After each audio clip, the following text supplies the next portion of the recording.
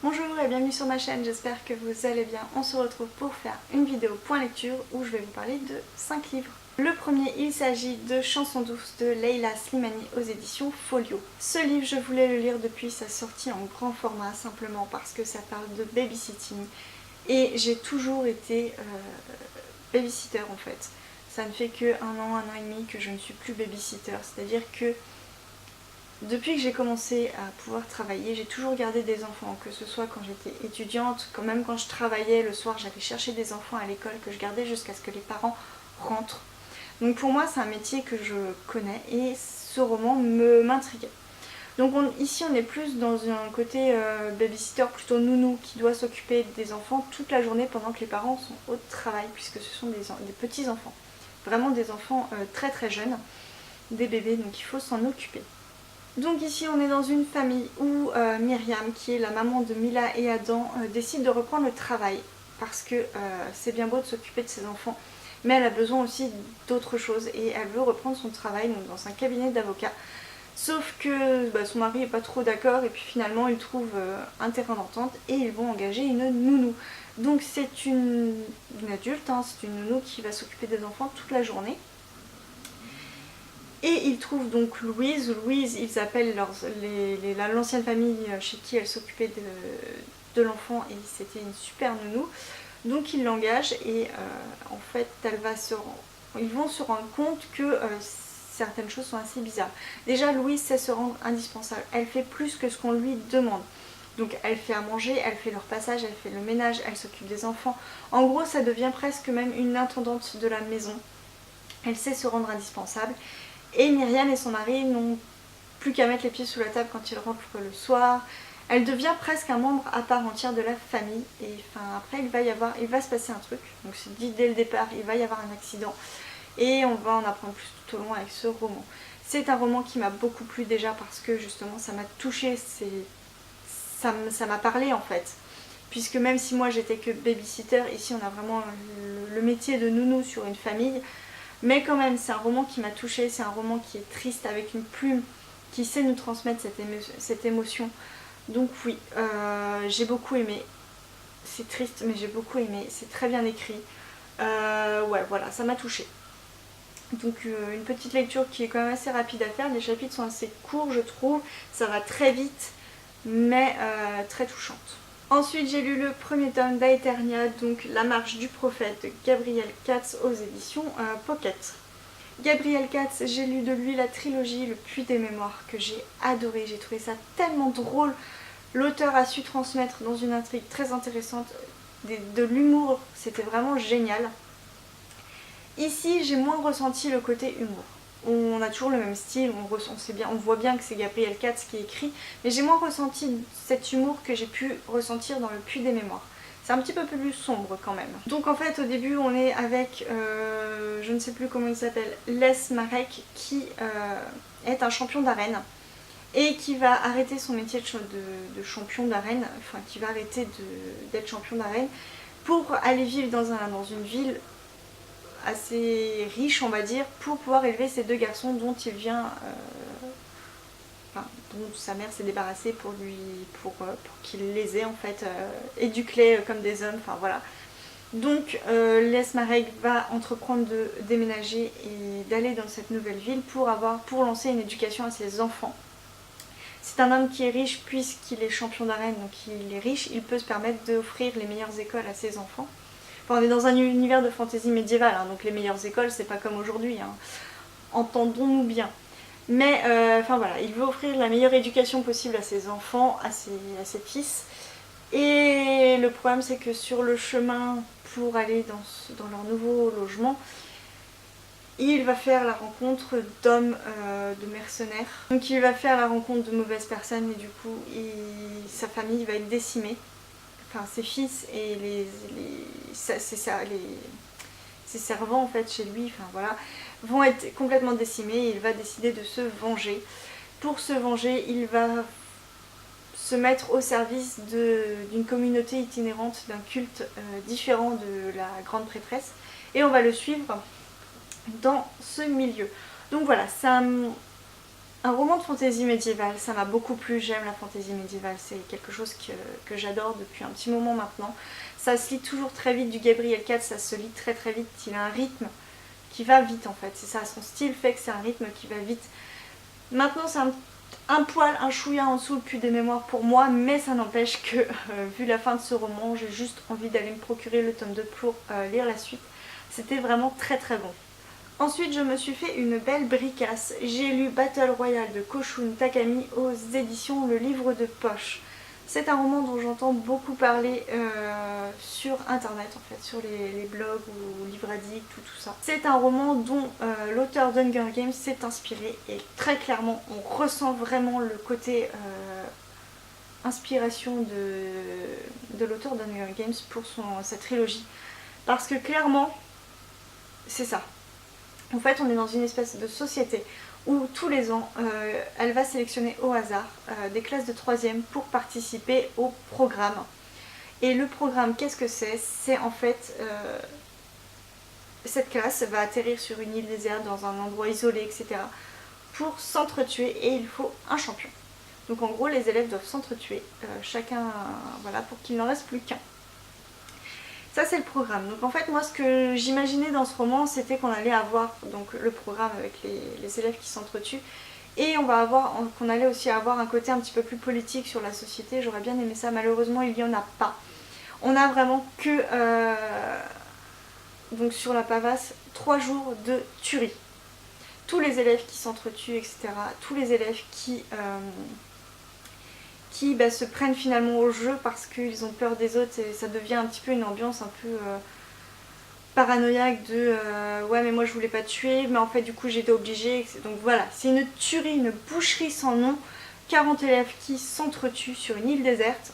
Comment vous dire que voilà. Donc c'est assez gore, hein, il n'y a pas d'autre mot, c'est assez gore, on a quand même des détails assez glauques. Maintenant, ouais il m'a manqué ce petit côté, j'ai envie de dire plus politique sur le roman. J'aurais aimé avoir un petit peu plus d'infos sur ce que pense le gouvernement ou les gens à l'extérieur, parce que là on est vraiment sur l'île avec les élèves, on fait partie d'eux en fait. Et c'est un petit côté qui m'a manqué. Maintenant ça reste un très bon roman, c'est quand même une belle bricasse. Je pense que au bout d'un moment, ouais je dirais, il me restait 100, 150, allez 100, 200 pages. Ou au bout d'un moment d'avoir que de la tuerie, que de la boucherie, moi, ça commençait à être long. Mais c'est très bien écrit. On ressent vraiment ce côté peur des élèves, ce côté survivant, survival, je sais même pas comment on dit, mais voilà, l'écriture fait que c'est que ça, c'est génial. Enfin, c'est génial. Non, mais voilà. Un peu long sur certains points parce que j'aurais aimé avoir des avis extérieurs et qu'en fait on reste vraiment concentré sur l'île et sur la tuerie sur le fait que les élèves s'entretuent. Mais en dehors de ça, c'était un très bon roman à découvrir. J'ai envie de dire, c'est presque un classique, donc à découvrir. Et oui, clairement, Hunger Games s'est inspiré de ce bouquin. Clairement. J'ai lu ensuite In Real Life, donc Déconnexion de Maïwenn Alix. Donc ici je l'ai en épreuve non corrigée. C'est un roman qui sort ou est sorti au moment où je filme cette vidéo. Il n'est pas encore sorti. Au moment où je vais vous la publier, le roman sera sorti. Donc le 22 août 2018, c'est aux éditions Milan. Alors ce roman, c'est un roman dystopique, plutôt sympa. Ouais, j'ai bien aimé. Enfin clairement, si je lis pas la suite, c'est pas grave, mais j'ai bien aimé en tout cas ce premier tome. On est ici dans une société où Alors, comment vous expliquer? Donc, on est dans un monde post-apocalyptique avec une société mise en place qui est plutôt parfaite dans le sens où toutes les ressources sont distribuées à tout le monde. Tout le monde est connecté, donc une espèce de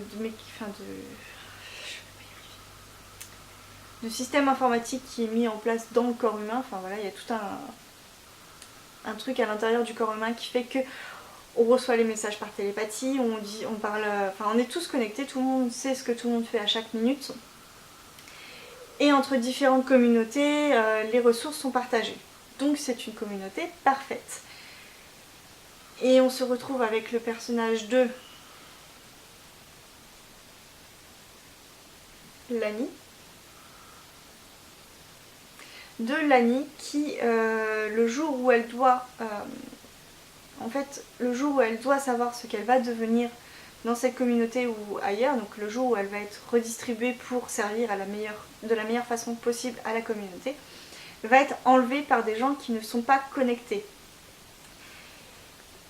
Sauf que pour elle, le monde, il était parfait, il était tout beau, il était génial, et là, elle se fait complètement kidnapper, et elle va se rendre compte de beaucoup de choses sur son monde à elle. Elle va prendre conscience de beaucoup de choses, que finalement, l'hyperconnectivité dans laquelle ils sont, et les rêves qu'ils font, donc ce ne sont pas des vrais rêves, donc quand ils dorment, ce sont des rêves construits, donc soit par eux-mêmes ou par d'autres personnes, et ils vont se rendre compte que ces rêves-là servent à prendre toutes les infos possibles. Et enfin voilà, déconnexion, ça veut dire justement qu'elle va se retrouver déconnectée de tout ça et elle va prendre conscience que la société n'est pas vraiment parfaite, ou du moins n'est pas aussi parfaite qu'elle veut le faire croire. Donc non, j'ai vraiment beaucoup aimé cette dystopie, ça change un petit peu. Donc c'était pas génial, mais c'était plutôt sympa. J'ai bien aimé en tout cas suivre Lani et ses découvertes, suivre les personnages et prendre conscience que la société dans laquelle elle vit n'est pas au meilleur. Donc oui, c'est une dystopie, ça reste assez classique, il y a aussi une petite, j'ai envie de dire, un petit début de romance, mais c'était sympa et j'ai bien aimé. Et enfin, je vais vous parler d'un dernier roman que j'ai lu avec les filles. Il s'agit de Six of Crow de Laïs Bardugo aux éditions Le Livre de Poche. Je vais essayer d'aller vite parce que je vois ma batterie qui est en train de clignoter. J'espère que je vais avoir le temps de finir cette vidéo. Alors ici, on est dans un roman de fantasy jeunesse, mais j'avais presque plus l'impression d'avoir de la fantasy adulte plutôt que de la fantasy jeunesse. On se retrouve dans une espèce de quartier un peu chaud où il y a des gangs et on va suivre un gang avec les personnages de Casebreaker, de j'ai plus les noms, de Mila, de Inej, Nina et j'espère. Et alors attendez. Willan, Mathias. Donc il y a 6 personnages que l'on va suivre principalement. Et c'est les personnages qui font partie de la bande de Kaz. Donc Kaz est un espèce de chef de file, du moins il fait partie il y a le chef du gang et en dessous il y a Kaz on va dire. Et il va se créer une petite bande pour aller récupérer un homme qui a la formule pour créer une drogue qui permet de décupler les pouvoirs des Grishas. Donc les Grishas sont des hommes avec des pouvoirs, hommes et femmes avec des pouvoirs. Et c'est une drogue qui est très dangereuse et qui, une fois qu'on la prend, rend le Grisha dépendant, mais dépendant, vraiment dépendant, vraiment très, très dangereux. Et c'est aussi une drogue qui décuple leur pouvoir, donc c'est vraiment très dangereux pour tout ça. Et finalement, donc Kaz va avoir une mission, c'est d'aller récupérer l'homme qui a la formule, qui est enfermé dans une espèce de prison. Enfin voilà, on va avoir toute une mission donc de fantasy. Moi j'ai adoré, hein, c'était vraiment génial. Les personnages sont top. Enfin clairement en plus on a vraiment des scènes qui font vraiment très adultes. Hein. Il y a certaines scènes qui sont assez dures.